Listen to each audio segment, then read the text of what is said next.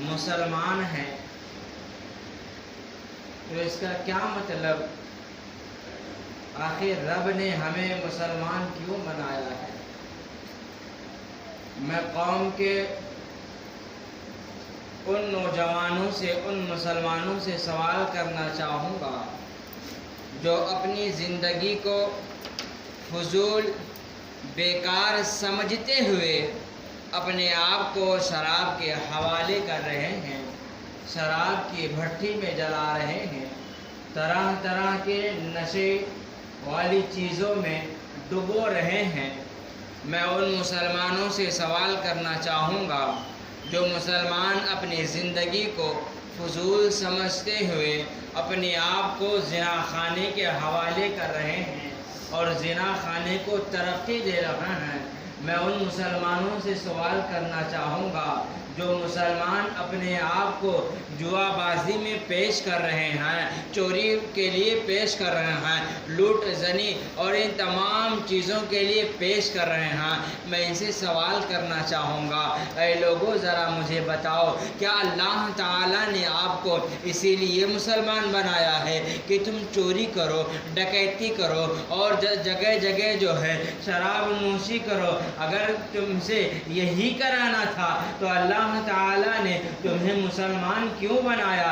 ارے تم سے پہلے تو یہ ساری چیزیں ہو رہی تھی نا، غیر قوم کے لوگ کر رہے تھے نا، کفار و مشرکین کر تو رہے تھے، یہود و نصارہ کر تو رہے تھے، پھر تم کو مسلمان بنانے کی ضرورت کیا ہوئی؟ تم کو نبی پاک کے دامن سے لپٹنے کی ضرورت کیا ہوئی؟ آخر تم کو رسول پاک سے وابستہ کرنے کی ضرورت کیا ہوئی؟ آخر تمہارے گلے میں نبی پاک کے غلامی کا پٹا ڈالنے کی وجہ کیا ہوئی؟ کیا آخر یہی وجہ ہے؟ تو اے لوگو کان کھول کر سن لو، رب نے تمہیں مسلمان بنایا ہے تو اس کا مطلب یہ نہیں ہے کہ تم جو ہے شراب پیو اور شراب خانوں کو آگے بڑھاؤ۔ نہیں نہیں، رب نے تمہیں مسلمان بنایا ہے، مطلب یہ ہے کہ تم اپنے آپ کو شراب سے بچاؤ اور جو لوگ شراب کی جانب بڑھ رہے ہیں ان کو روکو اور شراب خانوں کو ترقی سے جانے کے لیے روک دو، شراب خانوں کو بند کراؤ۔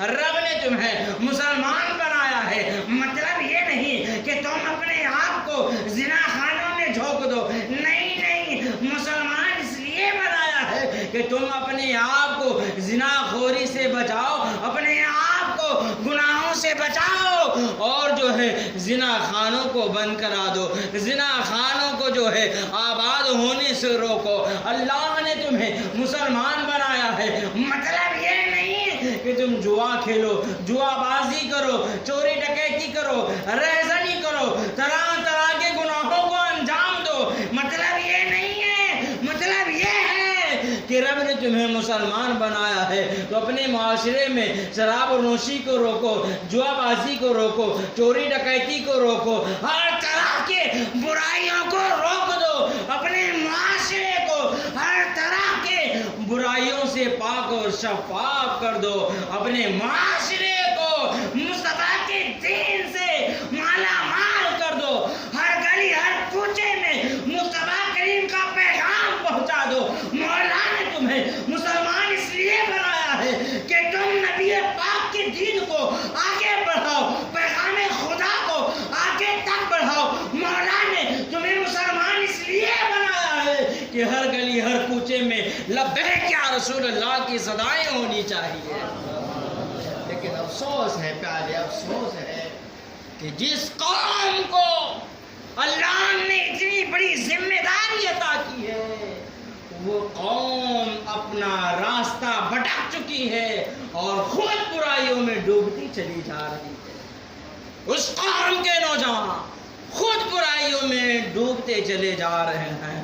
اے لوگوں، ہمیں عقل سلیم کھولنا ہوگا اور اپنے آپ کو برائیوں سے روکنا ہوگا، شراب نوشیوں سے روکنا ہوگا۔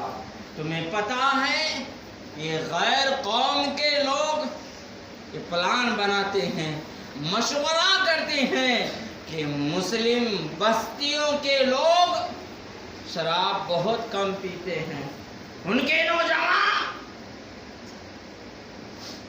نشی نشے والی چیزوں کو بہت کم کھاتے ہیں، تو ایسا کرو کہ ان نوجوانوں کو، ان مسلمانوں کو اپنی جانب لایا جائے۔ پھر کیا، وہ لوگ روپے پیسے دے کر مسلم نوجوانوں میں چند بدعقیدوں کو بھیج دیتے ہیں۔ وہ لوگ اپنے پیسوں سے مسلم نوجوانوں کو اپنے قریب کرتے ہیں، دوست بناتے ہیں، پھر چند دن اپنے پیسوں سے شراب پلاتے ہیں، اپنے پیسوں سے نشہ کراتے ہیں، پھر جب آپ کو لت لگ جاتی ہے، ان کا کام ہو جاتا ہے، ان کا پروڈکٹ آپ کے علاقے میں اب بکنے لگا اور وہ یہاں سے چلے جاتے ہیں۔ اس طرح سے ہم لوگوں کو توڑا جا رہا ہے اور مسلم نوجوانوں کو برباد کیا جا رہا ہے۔ اے قوم کے لوگوں، میں تم سے کہوں گا، اپنے آپ کو شراب نوشی سے بچاؤ، اپنے معاشرے کو ہر بلا ہر مصیبت سے بچاؤ، اور بالخصوص نشے والی چیزوں سے بچنے کی کوششیں کرو۔ دوستان ذی قدر، شراب کو ام الخبائث کہا گیا ہے، یعنی تمام بیماریوں کی جڑ، تمام گناہوں کی جڑ اسے کہا گیا ہے۔ اور جب ایک بندہ اپنے حلق کے اندر شراب کو لے لیتا ہے، گویا وہ تمام برائیوں کی جڑوں کو پا لیتا ہے، اور جو بندہ تمام برائیوں کی جڑوں کو پا لیا تو وہ ہر طرح کے گناہوں کو انجام دیتا نظر آئے گا، اور اس کے سر پر جو ذمہ داری ہے اسے وہ بھولتا نظر آئے گا۔ اس لیے میں بالخصوص والدین سے کہنا چاہوں گا، اپنے بچوں پر بہت ہی کڑک نگاہیں رکھو، بہت ہی سخت نگاہیں رکھو، اور اپنے بچوں کو آوارہ لوگوں کے ہاتھ ہرگز نہ لگنے دو۔ تم اپنی اولادوں کو سونے کے لقمے کھلاؤ، لیکن ٹپوریوں کے حوالے ہرگز نہ ہونے دو، سخت ترین ان پر نگاہیں رکھو۔ آج ماحول یہ ہے کہ اگر کوئی شخص کسی بچے کو کسی برائی میں دیکھ لے اور اس کے والدین کو بتائے کہ میں نے تمہاری اولاد کو اس گناہ میں دیکھا تھا، وہ اس طرح کا نشہ کر رہا تھا یا چرسی ٹپوریوں کے ساتھ گھوم رہا تھا، تو والدین اس بات کو سنجیدگی میں لینا چاہیے، تو اس کے بجائے وہ الٹا بھڑک جاتے ہیں اور کہتے ہیں، نا تم میرے بیٹے کی برائی کرتے ہو، تم میرے بیٹے سے جلتے ہو، مجھ کو میرے بیٹے پر بڑا ناز ہے، مجھ کو میرے بیٹے پر بڑا بھروسہ ہے، میرا بیٹا ایسا نہیں کر سکتا ہے۔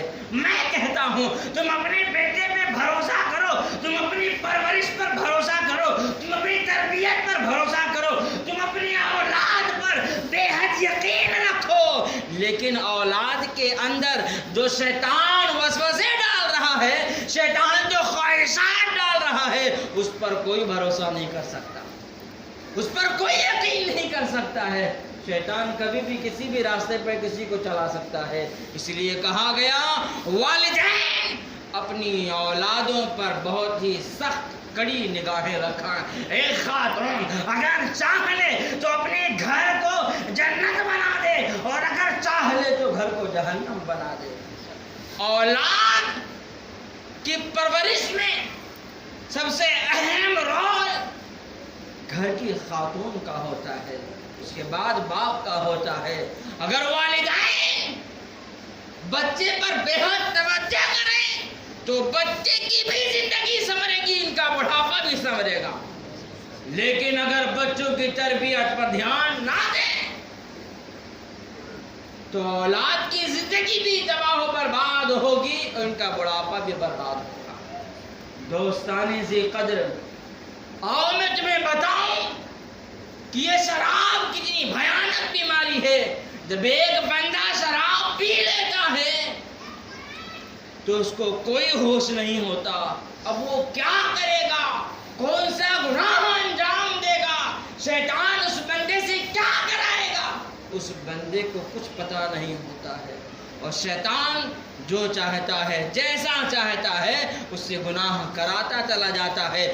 جب بندہ شراب پی لیتا ہے تو پھر وہ اپنے ماں باپ پر بھی ہاتھ اٹھا سکتا ہے، اپنی بہنوں پر بھی نگاہیں ڈال سکتا ہے، اسی طرح سے وہ نہ جانے کتنے برے کام کا گزرتا ہے اور ایسے ایسے برائیاں کر دیتا ہے، ایسی ایسی غلطیاں کر دیتا ہے جس کا صدمہ، جس کا پچھتاوا وہ ساری زندگی کرے پھر بھی کم نہیں ہوتا۔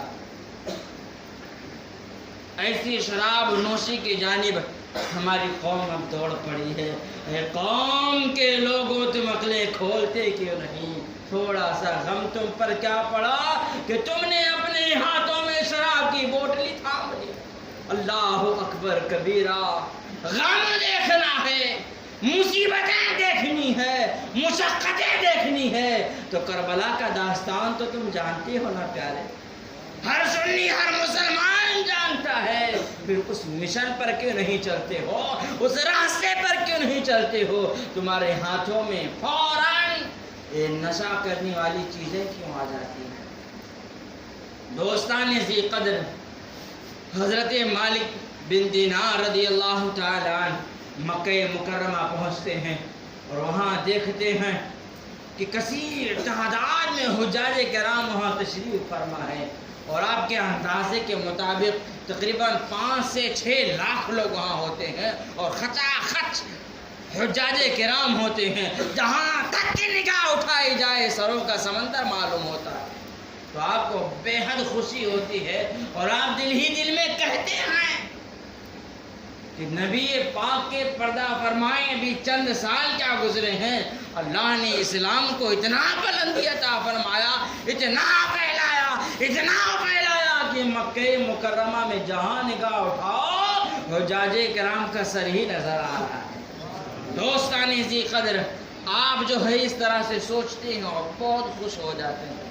رات کی تاریکی میں جب بستر پہ لیٹتے ہیں تو آپ کے ذہن میں یہ سوال آتا ہے، اے بار الہ، اتنے سارے لوگ حج کرنے کے لیے آئے ہیں، اے بار الہ ان تمام لوگوں میں کوئی ایسا بھی بندہ ہے جس کا حج نہیں قبول ہوا؟ کیا کوئی ایسا بھی ہو سکتا ہے جس کا حج نہیں قبول ہوا؟ یہ سوال آتا ہے اور رات میں سو جاتے ہیں۔ پھر کیا؟ تو خواب انہیں آتی ہے اور خواب میں کہنے والا کہہ رہا ہوتا ہے، ہم نے تمام کے حج کو قبول کر لیا ہے، تمام کے حج کو قبول کر لیا ہے، لیکن ایک بندہ ایسا ہے جس کے حج کو نہیں قبول کیا گیا ہے۔ دوستان ذی قدر، اب جب آنکھ کھلی تو حیران ہو گئے، آخر وہ کون ایسا بندہ ہے جس کا حج نہیں قبول ہوا؟ اور رب کا حکم بھی ہوا تھا کہ اگر تم چاہو تو جا کر اس بندے کو بتا دو کہ اس کا حج نہیں قبول ہوا ہے۔ تو جب آنکھ کھلی تو اس بندے کی تلاش میں نکل پڑے۔ لوگوں نے بتایا فلاں قافلہ فلاں جگہ ٹھہرا ہوا ہے، وہاں جاؤ، ان لوگوں سے پوچھو اور وہ ان لوگوں کے ذریعے آپ کو اس بندے کا پتہ چل جائے گا۔ دوستان ذی قدر، حضرت مالک بن دینار رضی اللہ تعالیٰ عنہ وہاں پہنچتے ہیں اور لوگوں سے کہتے ہیں، اے لوگو، تم تمام لوگوں میں ابن ہارون کون ہے؟ تو لوگ کہتے ہیں، ابن ہارون کو پوچھتے ہو؟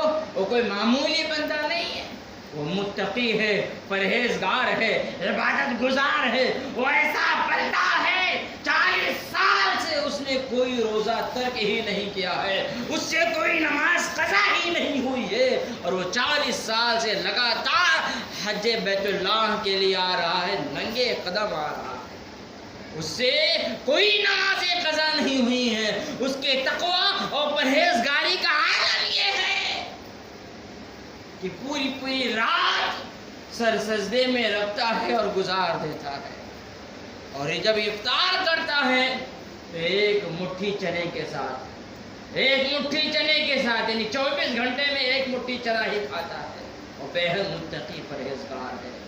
حضرت مالک بن دینار حیران، آخر بات کیا ہے؟ بندہ اتنا متقی، اتنا پرہیزگار، جس کے تقوی اور پرہیزگاری کا عالم یہ ہے کہ لوگ عام بندے جانتے ہیں اور بیان کرتے ہیں، پھر اس کا حج قبول نہیں ہوا، معاملہ کیا ہے؟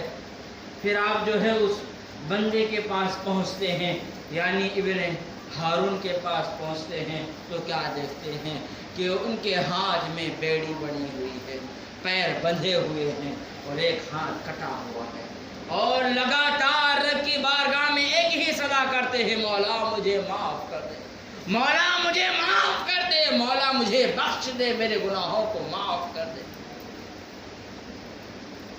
حضرت مالک بن دینار آگے بڑھتے ہیں تو ابن ہارون آپ کے قدموں کی آہٹ سے آپ کو پہچان جاتا ہے اور کہنے لگتا ہے کہ اے مالک بن دینار، کہو کیسا آنا ہوا؟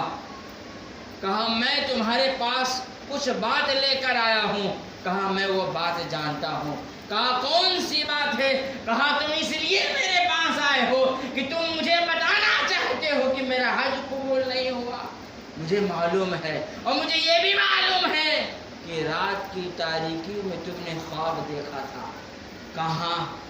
کہاں؟ بالکل میں نے خواب دیکھا تھا۔ آپ حیران ہو گئے کہ اتنا پہنچا ہوا اور اتنا عزیز اور اتنا بلند پائے کا بندہ اور اس کا حج قبول نہیں ہوا، آخر وجہ کیا ہے؟ سبب کیا ہے؟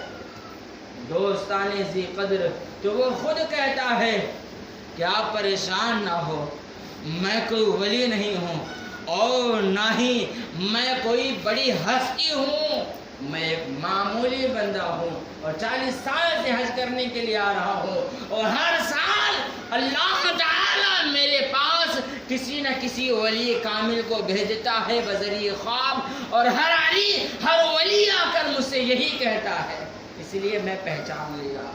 تو حضرت مالک بن دینار کہتے ہیں اچھا بتاؤ تو صحیح وہ بات کیا بات ہے؟ کیوں تمہارے توبہ قبول کیوں نہیں کی جاتی ہے؟ تمہارا حج قبول کیوں نہیں ہوتا ہے؟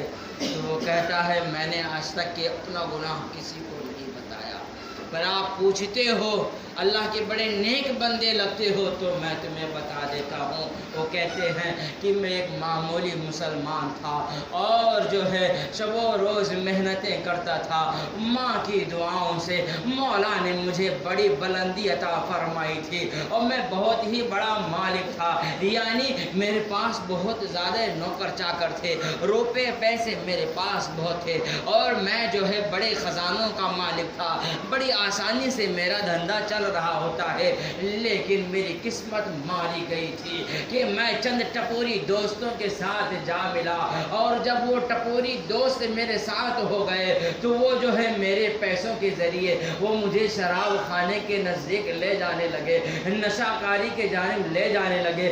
جب میں شراب نوشی کے قریب پہنچا اور جب میں شراب پینے لگا تو تھوڑا تھوڑا کر کے میں شراب کا عادی بن گیا اور میں بے حد شراب پینے لگا، اتنا شراب پینے لگا کہ میں شراب پی لیتا تو مجھے کوئی ہوش و حواس نہیں رہتا تھا، میں جو ہے شراب پی لیتا تھا۔ اب جب گھر پہ آنا ہوتا تھا تو میں اس وقت آتا تھا جب والدہ سو جایا کرتی تھی تاکہ والدہ مجھے نشے کی حالت میں نہ دیکھے۔ دوستان ذی قدر، اسی طرح سے یہ ماحول چلتا رہا، معاملہ چلتا رہا۔ ایک دن میں اتنا شراب پی لیا کہ مجھے ہوش ہی نہیں رہا کہ والدہ سوئی ہیں یا نہیں سوئی ہیں، وہ جاگ رہی ہیں یا نہیں جاگ رہی ہیں۔ میں سیدھا لڑتے جھڑتے ہوئے ادھر ادھر جھومتے ہوئے گھر جا کر پہنچا، اور وہ دن بڑا عزیز دن تھا، لوگ ماہ محرم کا چاند دیکھ رہے تھے، اور اسی وقت میں گھر پر پہنچا۔ ماں نے جب مجھے شراب کی حالت میں دیکھا تو وہ جلال میں آ گئی اور کہنے لگی ابے وہ نالائق آج جانتا ہے کہ کتنا بابرکت اور کتنا عظیم ترین دن ہے، کتنی بہترین رات ہے کہ لوگ جو ہے ماہ رمضان کا چاند دیکھ رہا ہے اور تو جو ہے میرے گھر پر شراب چڑھا کر آیا ہے۔ ماں کو جلال آیا اور ماں نے اپنے بیٹے بیٹے کو زوردار ایک کان کے نیچے رکھ دیا۔ دوستان ذی قدر ابن ہارون کہتے ہیں ماں نے جب کان کے نیچے رکھا تو میں تو بالکل شراب کے نشے میں تھا، مجھے پتہ نہیں چلا۔ اب شیطان مجھ سے جو کراتا گیا میں وہ کرتا چلا گیا۔ میں نے بھی جو ہے اپنی والدہ کے کان کے نیچے زور سے ایک لگا دیا، دو لگا دیا، حتیٰ کہ گھنٹوں اپنی والدہ کو مارتا رہا، اور اتنا مارا کہ وہ زخموں سے چور چور ہو گئی۔ اور اتنا نہیں، میں بس نہیں کیا، میرے گھر کے اندر ایک تندور جل رہا تھا، میں نے اپنی والدہ کو اٹھایا اور اس تندور کے اندر ڈال دیا، میری والدہ جلتی رہی۔ اللہ اکبر کبیرہ۔ وہ کہتے ہیں کہ جب صبح کی سفیدی نمودار ہوتی ہے اور میرے اوپر جو نشہ ہوتا ہے، وہ نشہ جب ہلکا ہلکا ہٹتا ہے تو میں نے اپنی بیوی کو آواز دیا۔ بیوی نے بڑے تلخ لہجے میں کہا کہ کیا بات ہے؟ میں نے کہا کہ تم اس طرح سے باتیں کرتی ہو، اس سے پہلے تم نے اتنے تلخ جملے نہیں استعمال کیے تھے۔ اس نے کہا تمہاری حرکتیں ہی ویسی ہیں، میں تو اس لیے تمہارے گھر میں بیٹھی ہوئی تھی کہ تمہارا جو ہے نشہ اتر جائے، اور میں تمہیں بتا دوں کہ میں تمہارے ساتھ تمہارے گھر میں نہیں رہ سکتی ہوں، میں جانا چاہ رہی ہوں۔ شوہر نے کہا بیوی تم کیوں جانا چاہ رہی ہو، آخر وجہ کیا ہے؟ تو بیوی نے کہا ارے جو اپنے ماں کا نہیں ہوا وہ میرا کیا ہوگا، جس نے اپنے ماں پر رحم نہیں کیا وہ مجھ پر کیا رحم کرے گا۔ اس نے کہا میں نے کیا کیا ہے؟ میں نے تو کچھ نہیں کیا۔ کہا تم نے کچھ نہیں کیا ہے، نگاہ اٹھاؤ اور دیکھو کہ تم نے اپنی والدہ کے ساتھ کیا کیا ہے۔ جب نگاہ اٹھایا اور دیکھا تو کیا دیکھا؟ ماں کا جسم جو ہے کوئلے کی طرح جل کر خاک ہو گیا تھا، ماں انتقال کر گئی تھی۔ اللہ اکبر کبیرہ۔ ابن ہارون کہتے ہیں کہ میرے جسم کے رانگٹے کھڑے ہو گئے اور میں جو ہے بہت ہی شرمندہ ہوا کہ میں نے اتنا بھیانک کام کر دیا۔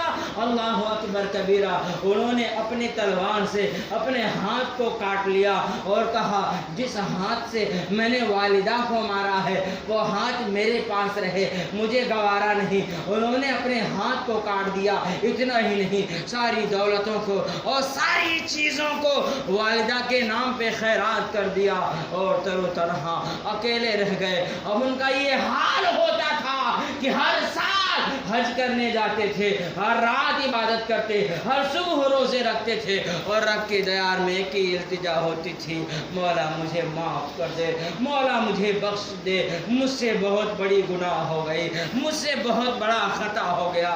لیکن اللہ اکبر کبیرہ، اللہ تعالیٰ کی طرف سے کوئی توبہ نہیں ہے اور کوئی بخشش نہیں ہے۔ دوستان ذی قدر، جب حضرت مالک بن دینار نے یہ سنا تو آپ کو بے حد جلال آ گیا اور کہا بے وہ کم بخت جس نے یہ انجام دیا ہے، جو یہ کام کیا ہے، اس کی سزا یہی بنتی ہے، اور جو تو بھگت رہا ہے بھگتے مولا تجھے ہرگز نہ معاف کرے۔ اللہ اکبر کبیرہ۔ آپ جو ہے ریٹرن آنے لگتے ہیں تو ابن ہارون کہتے ہیں اے بار الہ مجھے بخش دے، مولا میرے خطاؤں کو معاف کر دے، میں نے جو کچھ کیا انجانے نہیں کیا تھا، مولا مجھے بخش دے، مولا مجھے میرے گناہوں سے توبہ دے دے۔ دوستان ذی قدر، اب جو ہے حضرت مالک بن دینار اپنے گھر میں آتے ہیں، سو جاتے ہیں، رات کی تاریکی میں آقا کریم صلی اللہ تعالیٰ علیہ وسلم انہیں کے خواب میں آتے ہیں اور کہتے ہیں اے مالک بن دینار، تم نے ابن ہارون کو ڈانٹا کیوں تھا؟ تم نے ان کو ڈانٹا کیوں؟ کہا حضور اس نے کام ہی ایسا کیا تھا کہ مجھے غصہ آ گیا اور میں نے اسے ڈانٹ دیا۔ آقا فرماتے ہیں گرچہ اس نے شراب پیا تھا، اس نے جو ہے گرچہ شراب پیا تھا اور گرچہ تمام برائیاں کی تھی، اپنے ماں کو قتل کیا تھا، لیکن اس کے گناہ کا اجر ملے گا، ضرور ملے گا۔ جو شراب پیے گا اس کو اس کے گناہ کا اجر ضرور ملے گا، لیکن میں تمہیں بتاؤں کہ کل بروز قیامت اس بندے کا حال کیا ہوگا۔ آقا کریم نے فرمایا سنو، کل جب ابن ہارون کو اللہ کی بارگاہ میں پیش کیا جائے گا تو ابن ہارون کے نام اعمال کو تولا جائے گا، رب کا حکم ہوگا ہارون نے ساری زندگی جو ہے گناہوں میں گزار دی ہے، اپنے ماں کا قاتل ہے، اسے جہنم میں ڈالو۔ 3 دن تک کہ ابن ہارون جہنم میں جلتا رہے گا۔ 3 دن بولے تو ایک دن 50,000 سال کا ہوتا ہے، اور وہ 1,500,000 سال تک کے 150,000 سال تک کے جہنم میں جلتا رہے گا۔ دوستانی ذی قدر، اس کے بعد اس کی والدہ کو خیال آیا، جنت میں کہ میری ایک اولاد ہے، آخر اس کا کیا حال ہوگا۔ اللہ تعالی ماں کے دل میں، ذہن میں اولاد کی سوچ ڈالے گا، اور ماں بیٹے کو یاد کرے گی، اور جب ماں بیٹے کو یاد کرے گی تو ماں دعا کرے گی، مولا میرا بیٹا جہاں بھی ہو، جس حال میں ہو، میرے پاس آ جائے۔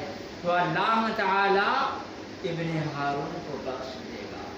عزیزان ملت اسلامیہ، اس سے پتہ چلتا ہے کہ والدین اگر دعائیں کریں تو ہم کاروبار میں کامیاب، والدین دعائیں کریں ہم سفر میں کامیاب، والدین دعائیں کریں قبر کی وادی میں کامیاب، والدین دعائیں کریں اگر ہم جہنم میں بھی پہنچ گئے ہیں تو مولا ہمیں وہاں سے بھی نکال کر جنت میں ڈالے گا۔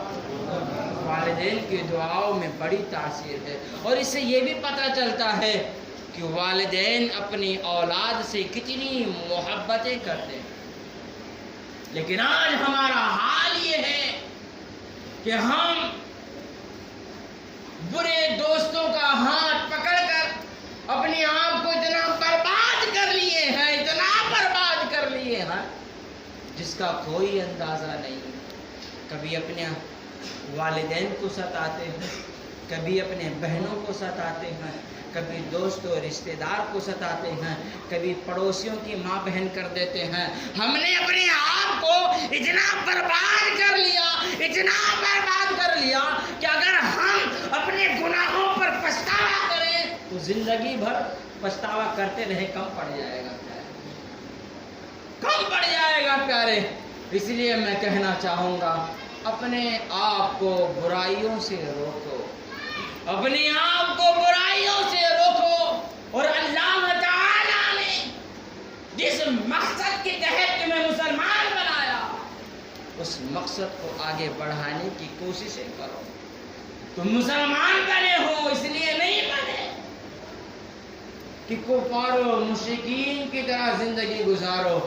اگر کفار و مشرکین کی طرح ہی زندگی گزارنا تھا پھر تمہیں مسلمان کیوں بنانا تھا؟ اے لوگوں، اپنے اندر ایک انقلاب قائم کرو، اور بالخصوص میں ان نوجوانوں سے کہنا چاہوں گا کہ تم اپنے اندر انقلاب قائم کرنے کی کوششیں کرو۔ جب تم اپنے اندر سدھار قائم کرو گے تو یقین جانو پیارے، اسلام کی لہروں میں ایک نئی روح اجاگر ہوگی، اسلام کو ایک نئی تازگی ملے گی اگر تم اپنے آپ کو سدھارو گے۔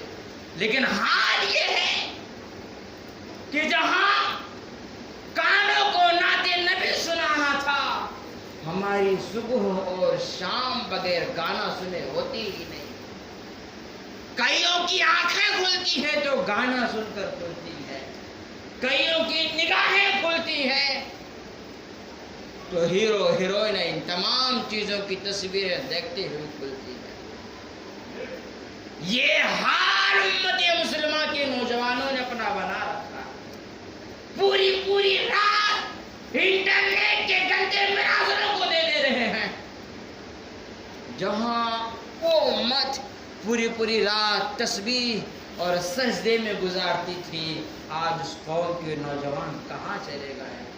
ایک کسی ریسرچر نے کہا کہ یہ امت مسلمہ وہ ترقی نہیں پا سکتی ہے، وہ مقام وہ رتبہ نہیں پا سکتا ہے جو ان کا تھا. ہم نے کہا کیوں؟ کہا نہیں پا سکتے ہیں. ہم نے کہا وجہ تو بتا. کہا وجہ یہ ہے کہ جہاں ان کے ہاتھوں میں تسبیح تھی ہم نے ان کے ہاتھوں سے تسبیح چھین لیا, وہاں پر ریموٹ دے دیا ہے. جہاں ان کے نگاہوں کے سامنے قرآن تھا ہم نے ان کی نگاہوں سے قرآن ہٹا دیا ہے, اب ٹی وی رکھ دیا ہے. جہاں ان کے سامنے ان کے گھروں میں مسلح تھے ہم نے اس جگہ پر بڑی بڑی ناویلا اور گندی تصویریں رکھ دیے ہیں. جہاں ان کی سوچ ترقی کے لیے تھی وہیں ہم نے ان کو اٹھا کر جوا بازی میں جھونک دیا ہے. جہاں یہ بالکل پاک و شفاف تھے ہم نے ان کو پکڑ کر شراب نوشی میں بھگا دیا ہے. یہ اب ترقی نہیں کر سکتے ہیں, یہ ترقی نہیں کر سکتے ہیں. اگر ان کو ترقی کرنا ہوگا تو اپنے اندر انقلاب قائم کرنا ہوگا, انقلاب قائم کرنا ہوگا. اور حقیقت پیارے, حقیقت ہے اگر کسی بھی مسلمان کے گھر کو اٹھا کر دیکھو گے تو گھر کے اندر قرآن ملے یا نہ ملے ٹی وی ضرور ملے گی. گھر کے اندر تم دیکھو تصویر ملے یا نہ ملے ریموٹ ضرور ملے گا. گھر کے اندر تم دیکھو مسلح ملے یا نہ ملے گندے تصویریں ہیرو اور ہیروئن کی تمام چیزیں ضرور ملیں گی. وہاں نمازی ملے یا نہ ملے بے نمازی ضرور ملیں گے. ہم نے یہ حال بنا رکھا ہے. دوستانے